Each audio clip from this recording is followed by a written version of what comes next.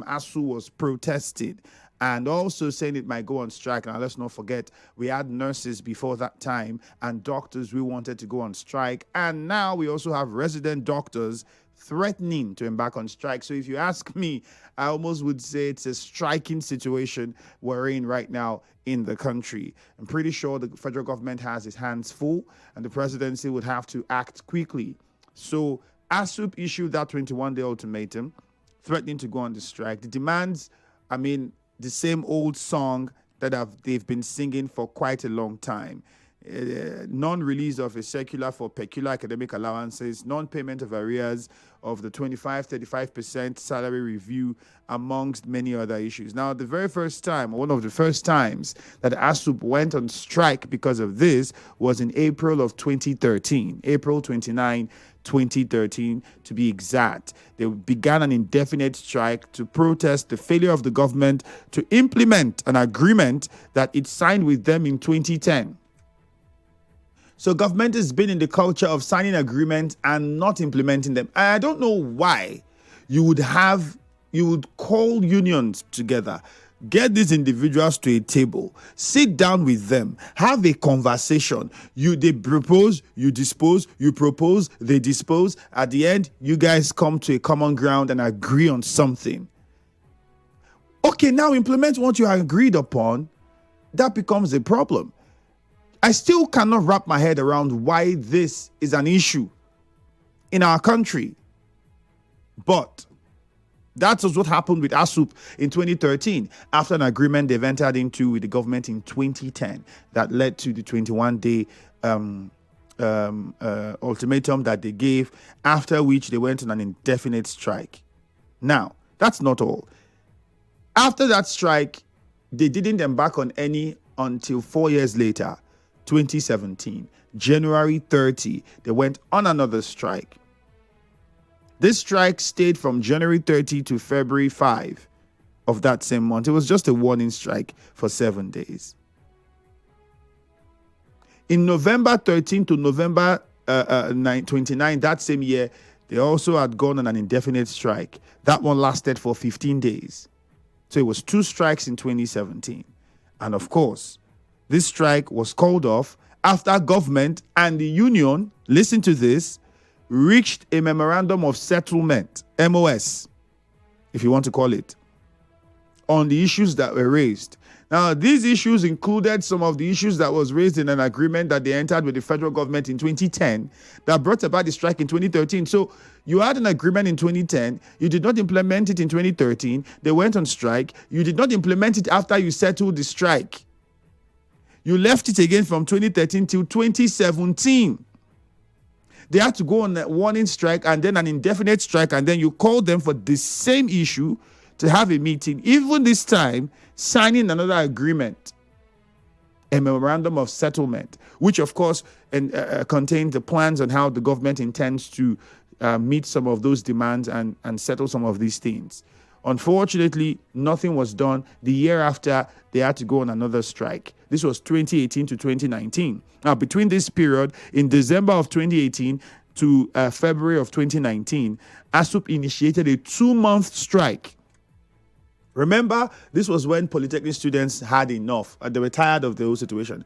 Mind you, it was just 2 months. You know the one ASU gave now. And university students know what they went through. But then it was just 2 months, this particular one. And the strike was suspended simply because the government made some commitments. Fast forward to 2021, they had to go on another strike again between April and June. 65 days for the same reasons. The same reasons. So you're wondering why nothing has been happening, regardless of how many times they held meetings and these strikes were embarked upon by ASUP. Why wasn't the government doing the needful? Which brings us to this question. If you go on Facebook at Nigeria Info 92.3 PH, you would see there we're asking you to tell us what you think is responsible for why our government has not been able to do the needful in the education sector till this date. Why? What could be so big? What is so humongous? How deep is the rot in the system that the government thinks it cannot tackle the problem?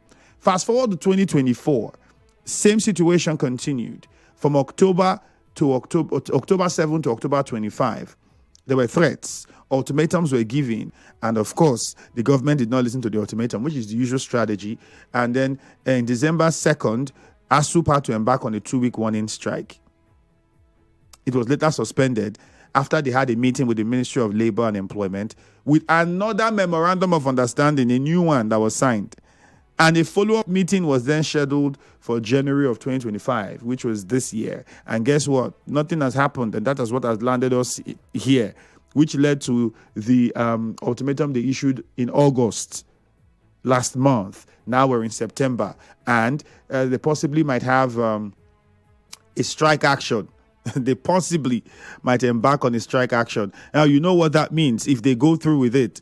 Today, the news that we gathered is that they would have a conference this morning to discuss further plans. Meanwhile, we'll be speaking on the show this morning with the ASUP chairman from Kenpoly, Engineer Stanley Bere, would be joining us on the show this morning. But before we speak with him, let's hear from you first and get your thoughts on what you think is why the federal government of Nigeria is yet to tackle the problem we have in the education sector.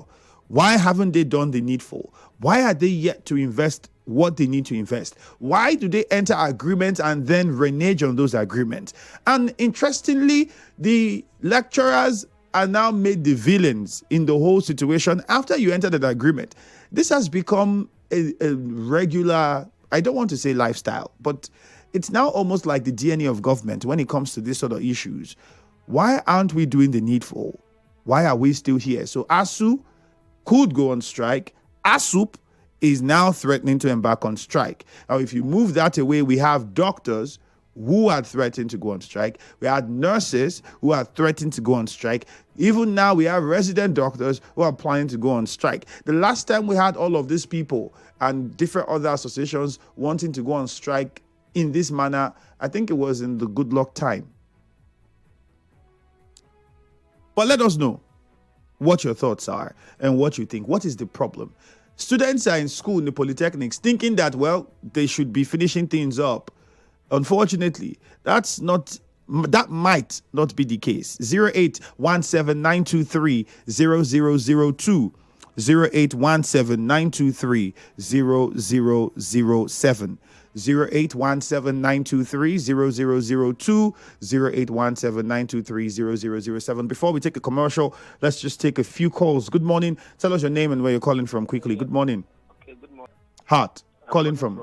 Yes, Rumusi. Okay, go on, Hart. Yes. It's unfortunate that this whole thing is happening because the politicians' children are not in any of these government schools. If they are in this government school, I think they should understand when their children are at home, they will feel that pain. But they are just less concerned because they know that all their children are in private universities, private polytechnics, so therefore they don't care. So you keep on having these same issues when those children of the rich are not in the public school. So there's nothing you can do. Even if you change this government, another person come, they will agree, they won't implement it because they don't feel the pain. They are all graduates. They are all, if they want to go to any school, they have their choice. They can go to with the money they have. But what happens to the poor? So I think is a long way, as you have said, the DNA of meeting an agreement and not fulfilling it is in their blood.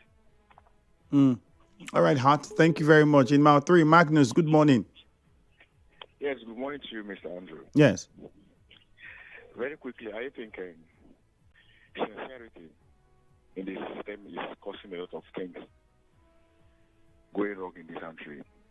ASU themselves, they are not sincere to themselves, and they have no basic. All right, Magnus, we're not discussing ASU, but ASUP. Hello, Magnus, can you hear me? I can hear you. We're discussing ASUP, not ASU. Yes. They have no fundamental agenda to present to federal government. And the federal government are saying them right from time that they are not sincere to the system. But Magnus, hold on. Let's clarify this. Do you think the federal government will come and sit down and enter into a memorandum of settlement and a memorandum of understanding if there was no clear-cut demands that the federal government need to look at?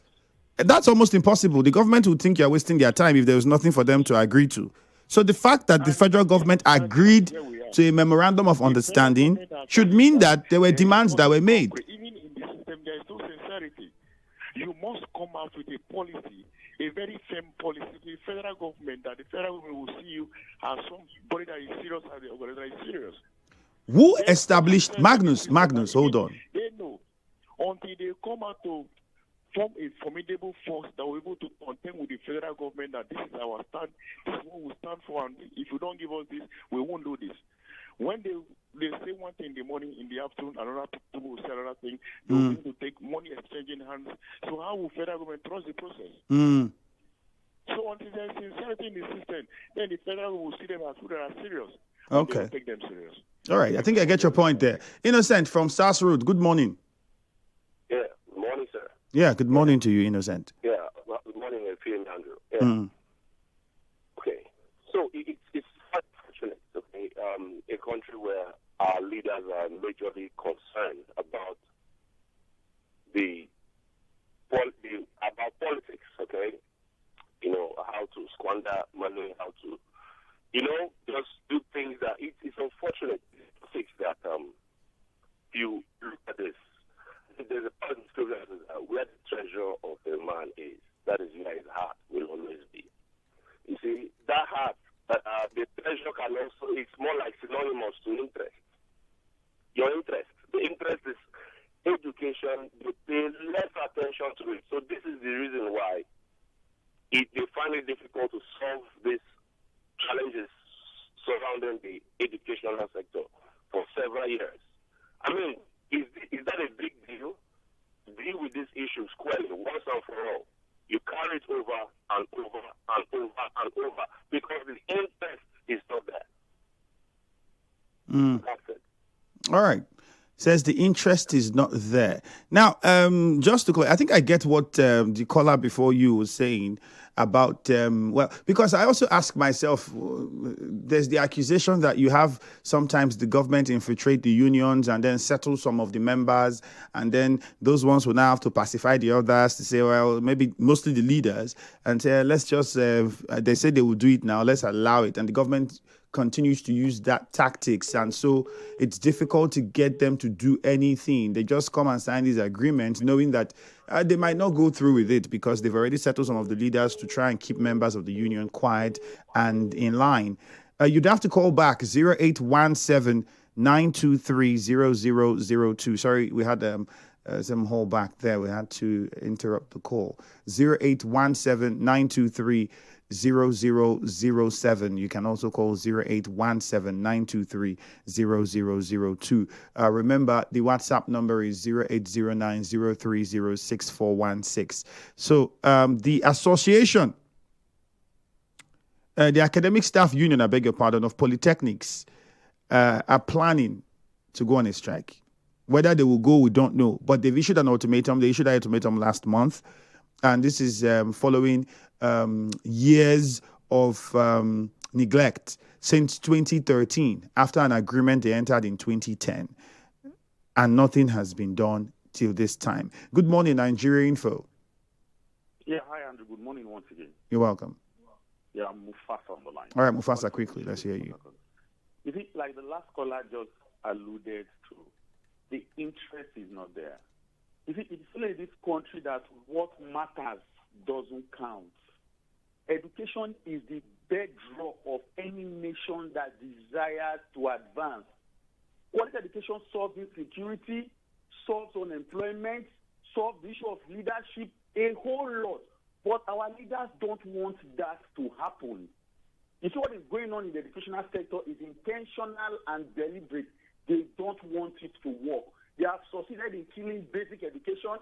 No reasonable parents, I mean no offense by using that word, would want to send his kids to any of the government primary and secondary schools because the government have succeeded in